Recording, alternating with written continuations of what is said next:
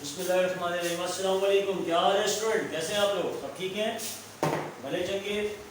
Right, आज की class continuity में है हमारी स्टूडेंट। हम लोग ने बैंक रिकॉन्सिलिएशन सवाल स्टार्ट किया था, याद होगा आप लोगों को।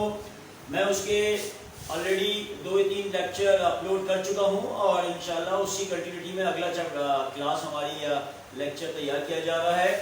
तो स्टूडेंट, लास्ट 2-3 लेक्चर में जो हमने बैंक रिकॉन्सिलिएशन के ऊपर बात की थी, मैं उसको थोड़ा सा 5-6 मिनट में रिकॉल करता हूँ, राइट, रिफ्रेश करते हैं, ताकि हमारे साथ जो नए हमारे दोस्त या नए स्टूडेंट हमारे साथ जो ज्वाइन हुए हैं अभी, उनको वो पिछले लेक्चर समझ में आ जाएंगे। वैसे तो उनको वो पिछले लेक्चर मिल भी जाएंगे ऑलरेडी, लेकिन चाहे तो उन लेक्चर्स को हम 5 मिनट में समराइज करके कॉन्सेप्ट क्लियर कर देंगे। हम कर क्या रहे हैं, हमारा जो सवाल चल रहा है बैंक रिकॉन्सिलिएशन का, उसमें बेसिकली हमारी वर्किंग क्या होती है। राइट, मैंने आपको बताया था कि जो ये बैंक रिकॉन्सिलिएशन का हमारा चैप्टर है,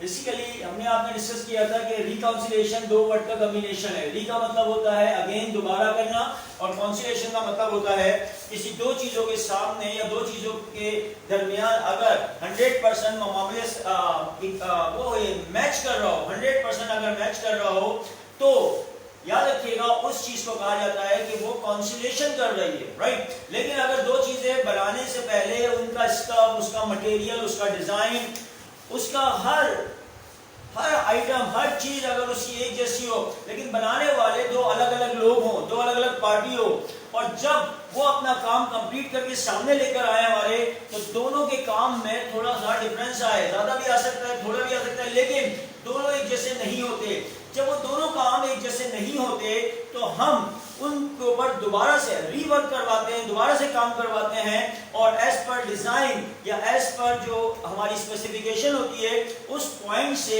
हम उन दोनों को सही करवाते हैं। जब वो अपनी गलतियां सुधार लेते हैं, रेक्टिफाई कर लेते हैं, तो फिर स्टूडेंट फिर एक दफा उन दोनों की शक्लें, उन दोनों की शेप एक जैसी आ जाती है। जैसी दोबारा काम करने के बाद उनकी शक्लें एक जैसी हो जाती हैं।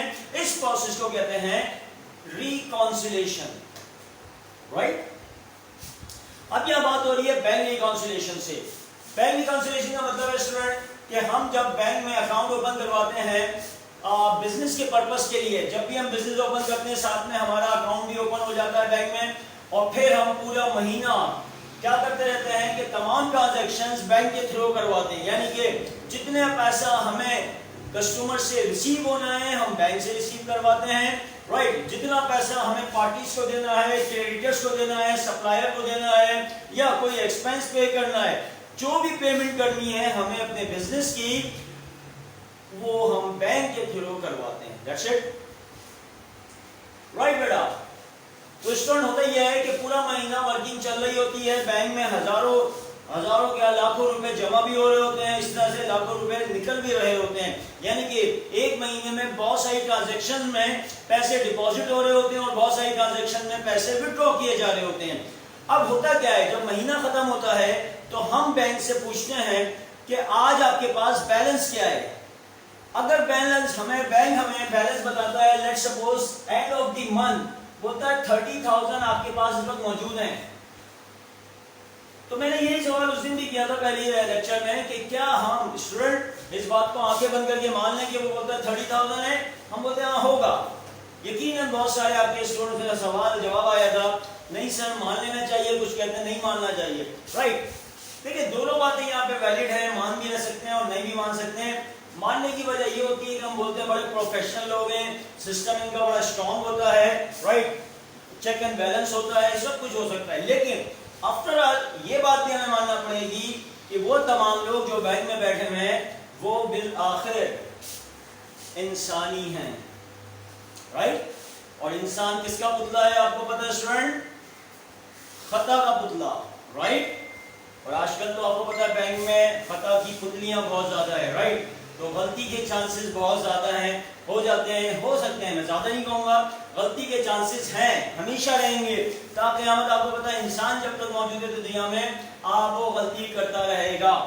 तो यकीनन हमें इसकी बात पे आंखें बंद करके यकीन नहीं करना चाहिए कि ये 30,000 बोलता है तो हम बोले 30,000 सही है।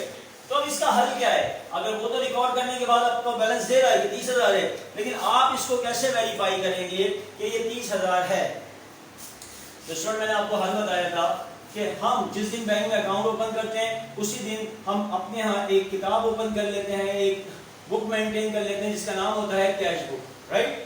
ये हमारे पास होती है बिजनेसमैन के पास, और वो अपनी तमाम डिपॉजिट्स को, जितना भी पूरे महीने डिपॉजिट्स कराता है वो डेबिट में रिकॉर्ड करता है, और जितने भी पूरे महीने बैंक से ड्रॉ करता है, विड्रॉ करता है, वो क्रेडिट में दिखाता है, राइट?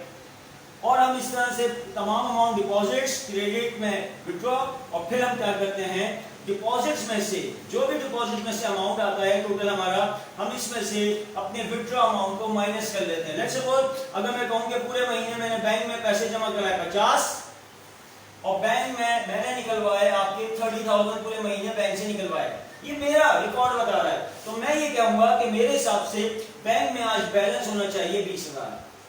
वेरी सिंपल स्टूडेंट, कोई बड़ी बात नहीं है, कोई मुश्किल बात नहीं है कि मैंने जो पता बहुत सिंपल सी वर्किंग करना है, राइट? एक मैट्रिक का बच्चा भी कर लेगा कि यार पूरे महीने डिपॉजिट कराए कितने 50, पूरे महीने बैंक से निकलवाए 30, तो इस वक्त बैंक में बैलेंस होना चाहिए 20। लेकिन सेम जब बैंक से हम बैलेंस पूछते हैं तो वो भी एक बुक को मेंटेन करता है हमारे नाम की, जिसको हम कहते हैं पासबुक या बैंक स्टेटमेंट, राइट? उसके डिपॉजिट में आपको विड्रॉ मिलेगा और उसके क्रेडिट में आपको मिलेगा डिपॉजिट्स। वो रिवर्स काम क्यों करता है ये बात मैंने बताई थी उस दिन भी, बाहर रिपीट कर देता हूं कि क्योंकि बैंक में अकाउंट खुलवाने का मतलब है कि ये कंपनी के ऑनर का अकाउंट होता है, कंपनी का पैसा होता है, इस वजह से बैंक बैलेंस या बैंक की नेचर कंपनी के अकाउंटिंग के पॉइंट से असेट्स होती है।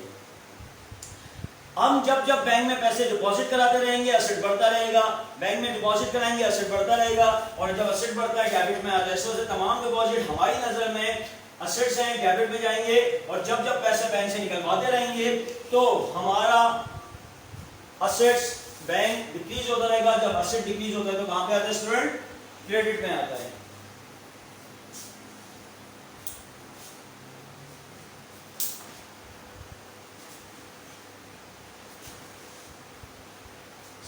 लेकिन पासबुक में हमने बताया कि वहां पर उसका डिपॉजिट क्रेडिट में, क्यों?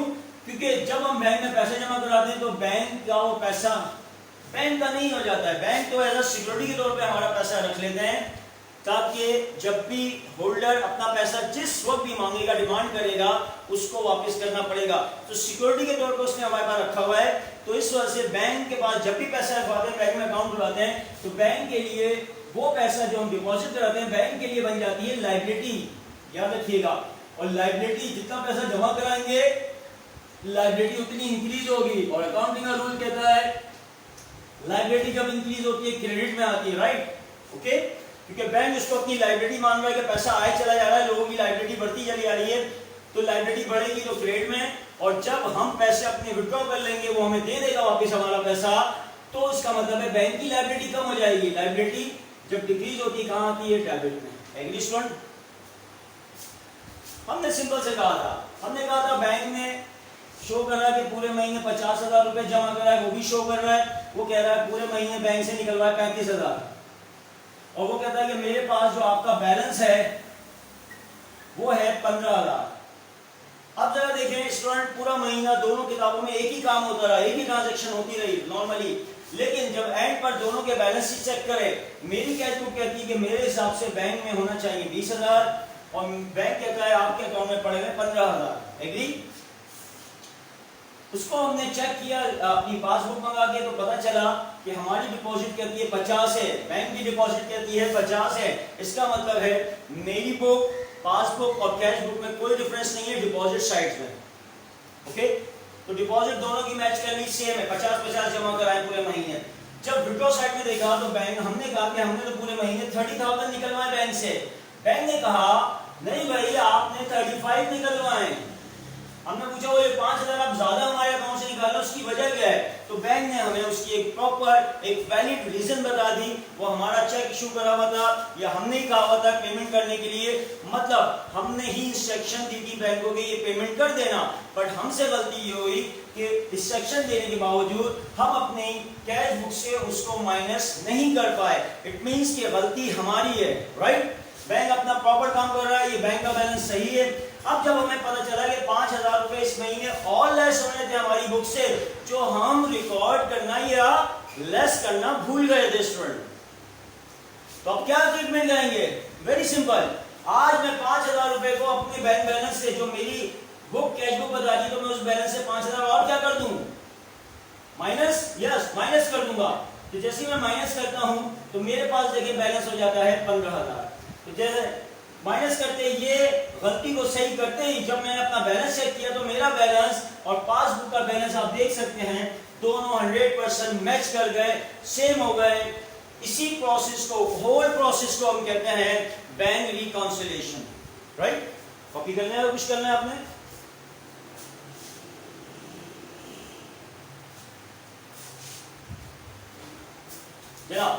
अच्छा, आगे हमने क्या बताया था? देखिए बड़ी तफसील से बात हुई थी, लेक्चर कंप्लीट चाहे तो आप देख सकते हैं इसके बारे में, लेकिन इसी बात को मैंने समराइज कर दिया है। अब सवाल ये उठा कि सर ये गलतियां क्यों होती हैं, और ये गलतियों कुछ नाम हैं, इनको कुछ नाम दिया जाता है कि आपसे ये गलती हो गई, इसको रिकॉर्ड कैसे करेंगे, किस नाम से करते हैं आप? लेकिन बिल्कुल मैंने कहा था इसमें बहुत सारे चेक इन्वॉल्व होते हैं, बहुत सारी गलतियां, एरर इन्वॉल्व होती हैं, जिसके बाद उनको रेक्टिफाई करने के बाद, करेक्ट करने के बाद, सही किताब में सही जगह पे रिकॉर्ड करने के बाद एंड पर हम दोनों बुक के बैलेंस सेम ले आते हैं, और सेम लाने का प्रोसेस ही फाइनलाइज हमारा कहलाता है bank reconciliation. That's it. Clear है स्टूडेंट? राइट। हाँ जी, सवाल आपका ये उठा था सर वो कुछ अब ऐसे चेक्स, ऐसे नाम होंगे जिनकी वजह से हम उनको क्या कर सकें, रेक्टिफाई करें बाय नेम। यकीनन देखें, मैंने लास्ट क्लास में, 2 क्लासों में मैंने आपको वो 10 नंबर कुछ चेक पढ़ाए थे, कुछ एरर पढ़ाए थे, टोटल मेरे नंबरिंग बना दी थी, उसको 10 नंबर दे दिए, राइट? जरा सुनिएगा, मैं जरा उसको ब्रीफली बता रहा हूं, फिर आगे चलते हैं। मैंने आपके लिए लिखा था डिसऑनर चेक, मैंने आपके लिए लिखा था अनप्रेजेंटेड चेक,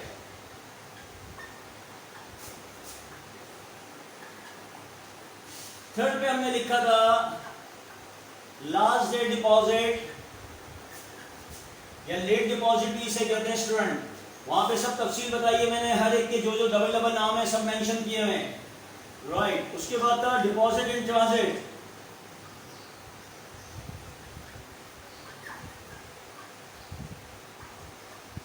उसके बाद नंबर 5 में हमने डिस्कस किया था डायरेक्ट पेमेंट्स। नेक्स्ट हमारे पास डायरेक्ट डिपॉजिट,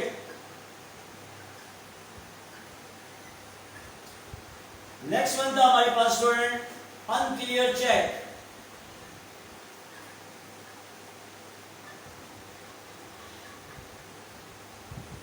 एट वन था हमारे पास bank service charges,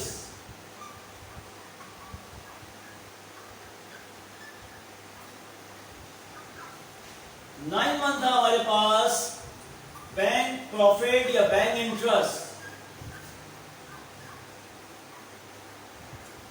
bank profit या बैंक इंटरेस्ट, और 10 last but not least, right, 10 हमारे पास था ज़कात। तो स्टूडेंट मैंने इन 10 पॉइंट को अपनी पिछली क्लासों में डिस्कस किया हुआ, बड़ी डिटेल से बताएगा कि ये हमारे जो चेक्स होते हैं इनको क्या ट्रीट किया जाता है, किस तरह से ट्रीट किया जाता है, और यही बताया था कि ये चेक की डिटेल क्या होती है, इसकी वजह से हमारे पास किस बुक में गलती होती है।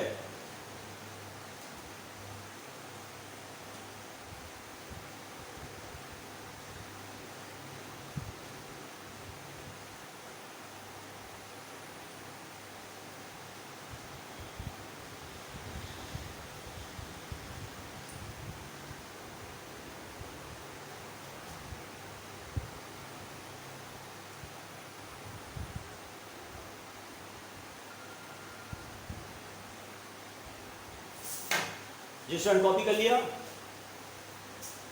तो मैं इनके बारे में सिर्फ ये लिखूंगा, देखें डिटेल आपको पिछले लेक्चर में मिल जाएगी।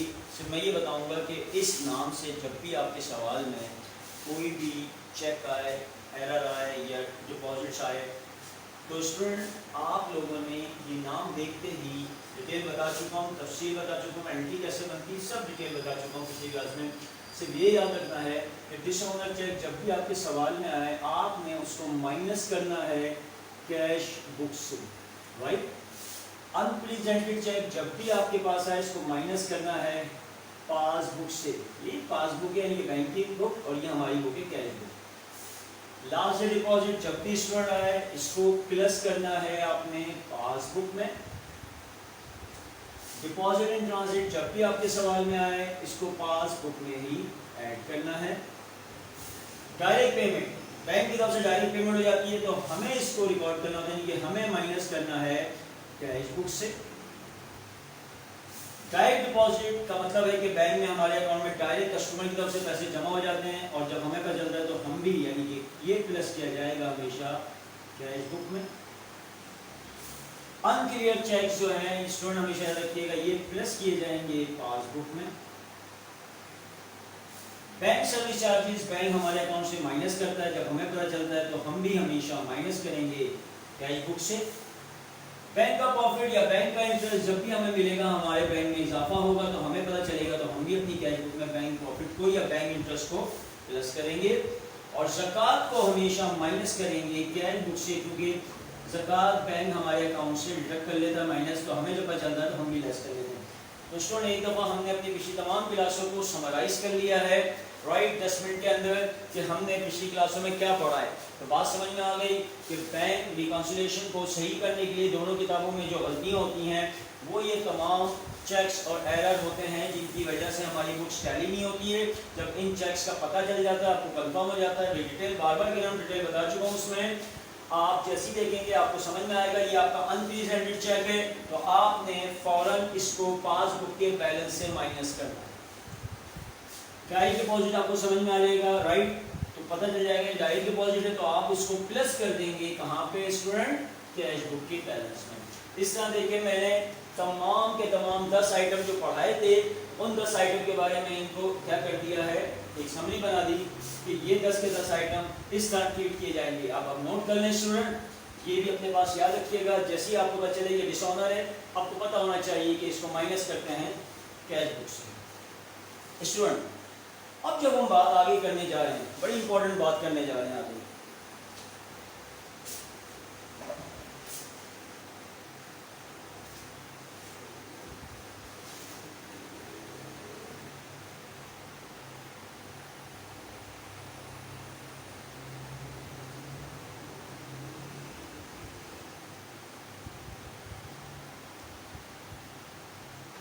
देखिए स्टूडेंट एक चीज गौर कर, मैंने ये 10 आपको वह आइटम लिखवाया। आप एक चीज देखिएगा, हर आइटम के आगे मैं सिर्फ और सिर्फ इसकी ट्रीटमेंट, मतलब ट्रीटमेंट का मतलब समझें आप कि इसको कहाँ पे रेक्टिफाई करेंगे, किस किताब में सही करना है। सही चाहे वो प्लस करने की वजह से करना पड़े या माइनस करने की वजह से करना पड़े, लेकिन हमें ट्रीटमेंट यही करना है। तो गौर करें ये 10 के 10 आइटम के बारे में मैंने सिर्फ हर आइटम के आगे किसी एक किताब में इसको प्लस या माइनस कर रहा हूं मैं, राइट।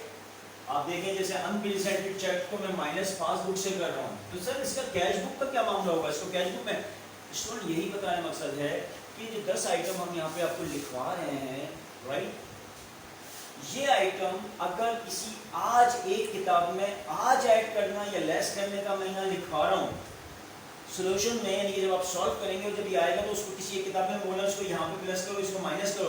तो स्टूडेंट याद रखिएगा ये आइटम दूसरी किताब में during the month already record हो चुका होगा। ये दूसरी किताब ही तो हमें बता रही होगी कि ये गलती आप कर बैठे, मैं तो ये इसको सही से रिकॉर्ड कर चुका हूँ, ऐड कर चुका हूँ, आपने पूरे महीने ऐड ही नहीं किया। तो भैया बड़ा मेहरबानी आप भी ऐड कर लें। तो दूसरी किताब बोली अच्छा ऐड करना था, मैं भी ऐड कर लेता हूँ, राइट। तो इसी तरह से अगर बैंक बोलता है कि मैंने आपके अकाउंट से ज़कात काटा हुआ बैठा हूँ इस महीने ज़कात तो मैंने काटी, आपने क्यों नहीं काटी? बोला ओ सॉरी यार, मुझे तो याद नहीं रहा, ये मेरे नॉलेज में नहीं आई है। अच्छा, मैं भी महीने के आखिर में अपने बैलेंस से ज़कात को काट लेता हूँ। तो बात समझ में आई स्टूडेंट? यानी कि ये 10 के 10 आइटम मैंने लिखवाए हैं, ये आइटम किसी एक किताब में, अगर मैं यहाँ पे कैश बुक में ऐड करने को बोल रहा हूँ तो समझ जाएंगे ये ड्यूरिंग द मंथ पासबुक में ऑलरेडी ऐड हो चुकी है। हमें पासबुक को इन्फॉर्मेशन, पासबुक का हमें इन्फॉर्मेशन दे रहा है कि आप रह गए इसको ऐड करना, इसको ऐड करना था, आपके अमाउंट में, आपके बैलेंस में इजाफा हुआ, मैंने तो दिखा दिया। हमने नहीं दिखाया था, हमने आज कर दिया, राइट। अगर हमने अपने पास से कोई चीज लेस कर ली है जो कंफर्म लेस होनी थी, बैंक लेस करना भूल गया, तो हम उसको बैंक को इन्फॉर्म करें भैया ये लेस करना अमाउंट आप भी मेरे अकाउंट से लेस कर दो, मैं तो कर चुका हूं। तो याद रखिएगा, एक किताब ऑलरेडी जिसमें यहाँ पे ऐड या लेस करा रहे हैं, इसका मतलब दूसरी किताब उस वही काम अपनी किताब में कर चुकी है, वो थोड़ी करेगी दोबारा। स्टूडेंट अगर वो करेगी तो उसके यहाँ डबलिंग हो जाएगी, फिर मामला गलत पे चला जाएगा। तो इस वजह से ये जितने भी आइटम है जिस किताब में ऐड या लेस यहाँ मैं करता हुआ बता रहा हूँ, समझ जाए दूसरी किताब में वही काम ऑलरेडी हो चुका है। एग्री?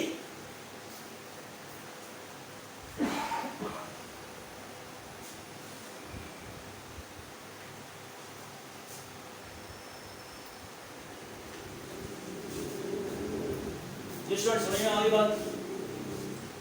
अब मैं जो अगली बात बताने जा रहा हूँ बड़ी इंपॉर्टेंट है। ये तो आपको देखिए भाई बड़ा आसानी समझ में आ गया। ये यार सर ने बता दिया ज़कात आएगी, जैसी ज़कात आएगी हम उसको कैश बुक से माइनस कर देंगे। सर ने बता दिया अनप्रेजेंटेड चेक जैसी आएगा, जैसी हमें अनप्रेजेंटेड चेक दिखेगा सवाल में, जिसके और भी नाम होते हैं जो बता चुका मैं पहले क्लास में, इनके जितने भी सब्स्टिट्यूट नेम होते हैं वो तमाम नाम मैं लिखवा चुका हूँ। बार जैसे ये चेक आएगा, ये नाम आएगा, हमने इसको कैश बुक से ऐड करना है, पासबुक में लेस करना है, कैश बुक में लेस करना है, पासबुक में ऐड करना है, वट एवर। अब जो स्टूडेंट गलती करता है, अब जो आपके बल्कि सवाल में जो कुछ एरर दिए जाते हैं, राइट, इसको हम एरर का नाम देंगे। ये तो जो चीज़ें ये अनरिकॉर्डेड चीज़ें जो रह गई थी, नहीं कर पाए थे, इंफॉर्मेशन में नॉलेज में नहीं आई थी, तो रिकॉर्ड हम करना भूल गए थे। अब हम बात करेंगे एरर की। अब एरर होगा, किससे एरर होगा स्टूडेंट? यकीन है इंसान से ही एरर होगा।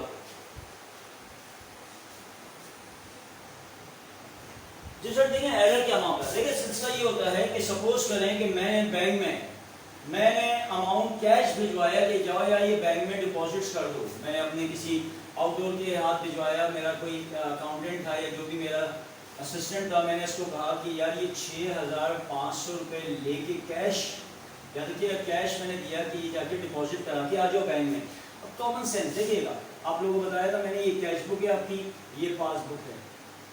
Agree student? ये कैश बुक है और ये पासबुक है। आपको बताया था कि हर दफा आपसे गलती होगी, ये कैश बुक आपके पास है और ये पासबुक है आपके पास, 5-6,500 रुपये बैंक में जमा कराए, राइट। मैंने आपको बताया था कि बैंक का बैलेंस 50,000 रुपये है, सॉरी पास कैश बुक का ही बैलेंस 50 और बैंक का ही 50,000 रुपये, राइट। ये तो अब ये गलती हो रही है। जब मैं कोई गलती बढ़ाता हूँ, सपोज ये कर लिया मैंने पूरे महीने में सिर्फ वो वाहिद गलती है, उसके अलावा कोई ट्रांजेक्शन नहीं हुई है, और उस गलती की वजह से दोनों बुक के बैलेंसेस सेम क्यों नहीं आ रहे? मैंने 6,500 रुपये बैंक में जमा करवाए, भिजवा दिया, वो जमा करा के भी आ गया, राइट। बैंक वालों ने 6,500 रिसीव करे और मेरे अकाउंट में 6,500 रुपये प्लस कर दिए। जैसे पैसे मिल गए, कोई इसमें कोई लेट डिपॉजिट ट्रांसलेट कोई प्रॉब्लम नहीं, सिंपल कैश गया, बैंक ने रिसीव किया, मेरे अकाउंट में प्लस कर दिया। प्लस करके उसने मेरा बैंक बैलेंस बढ़ा दिया। यकीनन कितना बैंक बैलेंस शो कर रहा होगा बैंक वाला? 56,500। बिल्कुल सिंपल, कोई बड़ी बात नहीं है। ओके, यकीनन इस 6,500 को मुझे कैश बुक के बैलेंस में भी प्लस करना है, बिल्कुल सही है, लेकिन जल्दी में लिखते हुए मुझसे 5 और 6 आगे पीछे हो गए, यानी कि मैंने 6,500 को 5,600 रिकॉर्ड कर लिया। देखिए स्टूडेंट ऐड कर लिया, मेरे हिसाब से 55,600 का बैलेंस होना चाहिए। याद ही नहीं, गलती होगी, बिल्कुल एरर हो गया। अब जब मैंने end of the month bank से बैलेंस पूछा तो बैंक बोलता है 56,500। मैंने कहा है 55,600 होना चाहिए, क्या हो गया तुम्हें? बोला नहीं कोई ऐसी बात नहीं है, 50,000 तो हमारे ओपनिंग बैलेंस सेम थे ना। मैंने कहा हाँ बिल्कुल सही है। तो कहेगा भाई आपने मुझे 6,500 तो भेजे थे। ओहो मैं कहूँगा राइट मैंने 6,500 भेजे थे। बोला बिल्कुल आपने 6,500 भेजे थे, वही तो मैंने ऐड की है, इसके अलावा तो कोई काम ही नहीं किया पूरे महीने, तभी तो देखें बैलेंस ये आ रहा है। बोला हाँ एग्जैक्टली, लेकिन मुझसे गलती ये हो गई स्टूडेंट कि मैंने उसको 5,600 कर दिया। आई समझ? राइट बिल्कुल। तो अब जरा देखिएगा, अगर मैं दोनों बुक के बैलेंसेस में डिफरेंस देखूं तो मेरे पास आता है 400 और 500, 900 रुपए का डिफरेंस आ रहा है। स्टूडेंट कितने का? 900 रुपए का डिफरेंस आ रहा है। तो मुझे एक बात बताएं, गलती किसकी है स्टूडेंट? फौरन आप किसका कहेंगे, किसकी गलती है? ऑफ कोर्स कैश बुक की गलती है ना? कैश बुक की गलती हुई है कि उसने कम ऐड किया है अपने बैलेंस में। रिमेंबर बेटा कि आपको कैश बुक के अकाउंट में बैलेंस में 6,500 ऐड करने थे, आपने सिर्फ 5,600 ऐड किए हैं, तो 900 रुपए कैश बुक के बैलेंस में कम ऐड हुए हैं। एग्री? तो अब बताएं मैं 900 रुपए कैश बुक के बैलेंस में क्या कर दूं ताकि मैं इसके बराबर आ सकूं? सिंपल दिख रहा है, लेकिन सर आप इसमें भी अपने 900 रुपए और बढ़ा दें, बढ़ा दिए तो कितना हो गया सर? 56,500। देखिए जैसे ही मैंने 900 रुपए प्लस किए, फौरन के फौरन कैश बुक का बैलेंस हमारी कॉल बुक से मैच करेगा। आई समझ स्टूडेंट? बिल्कुल ये गलती हम करेंगे। ये मैंने डिपॉजिट की गलती बताई है कि अगर स्टूडेंट हम ये लिख देते हैं कि इसका एक छोटा सा फॉर्मूला बना देते हैं, हमेशा रखिएगा, if actual amount greater than, ये ग्रेटर देन है याद रखिएगा, but recorded amount less then. याद रखिएगा ये मैं कहां के लिए फॉर्मूला बता रहा हूं स्टूडेंट? ये बता रहा हूं मैं कैश बुक में डिपॉजिट की गलती, जब हम डिपॉजिट करते हुए गलती कर दें, याद रखिएगा।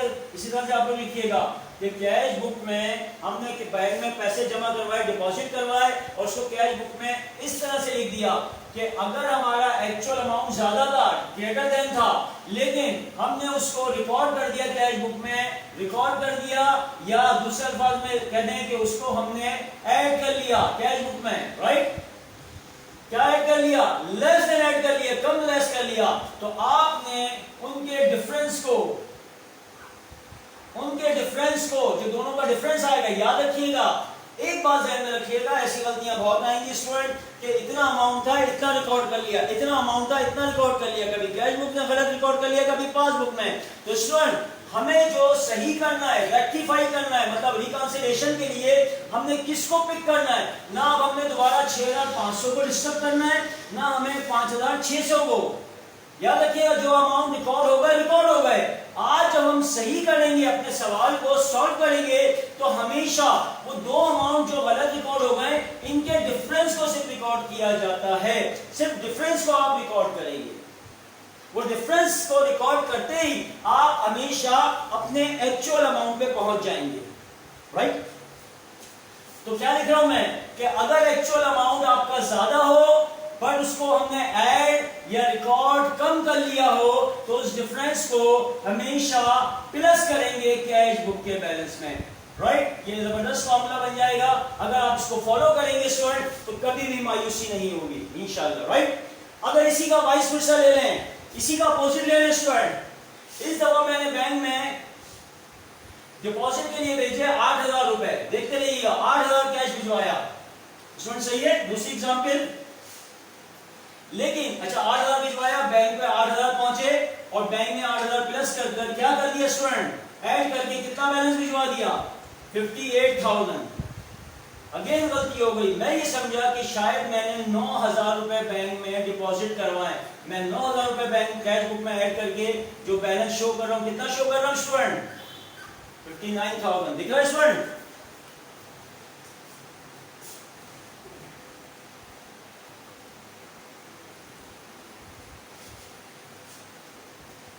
देखिए बिल्कुल रिवर्सल काम मैंने कर दिया, बहुत सिंपल। उसमें हाल में आप खुद बोल रहे होंगे वहां बैठ के अपने घर पर कि सर इसके डिफरेंस को क्या करना है, आपकी समझ में आ गई होगी। तो क्या हुआ, देखिए डिफरेंस आ रहा है, मुझे एक्चुअल अमाउंट था 8000, एक्चुअल याद रखिएगा 8 था, लेकिन मैं अपनी कैश बुक में 9000 ऐड करके बैठ गया। तो स्टूडेंट इसका दूसरा पॉइंट, ये तो पॉइंट हो गया कि कैश बुक में डिपॉजिट आपने ऐड, डिपॉजिट एक्चुअल अमाउंट ज्यादा कराया था, रिकॉर्ड या ऐड कम हो गया, डिफरेंस को क्या कर दिया, प्लस कर दिया। इसी तरीके से हम इसी का दूसरा ऑप्शन ले रहे हैं, if actual amount less than but recorded या add amount more than, right student, बात समझ में आ गई, बहुत सिंपल। तो डिफरेंस को हम क्या करेंगे, इनका जो डिफरेंस आएगा, देखिए आप बताएं डिफरेंस को क्या करेंगे, 58,000 होना चाहिए, हमने 8,000 ऐड करने थे, 9,000 कर लिए, तो इन दोनों का डिफरेंस क्या है, 8 और 9 का 1,000 रुपए। स्टूडेंट मुझे सिर्फ 1,000 की ट्रीटमेंट करनी है, 1,000 रुपए सही करना है, गलती मेरी है, मैं 1,000 रुपए क्या करूंगा स्टूडेंट, क्या कहते हैं सर लेस करें ना, आप तो ज्यादा करके बैठ गए। बिल्कुल स्टूडेंट, बहुत आला, ग्रेट, स्मार्ट पीपल, हम लेस करते हैं और लेस करते ही हमारे पास आ जाता है बैंक जैसा बैलेंस 58, राइट। तो यही पे यहाँ पे लिख लें कि अगर हमने एक्चुअल अमाउंट कम जमा करवाया हो बैंक में और उसको गलती से वापस आके कैश बुक में ज्यादा ऐड कर लिया हो, राइट, मोर देन, तो डिफरेंस को हमेशा माइनस करेंगे कैश बुक के बैलेंस से, राइट स्टूडेंट।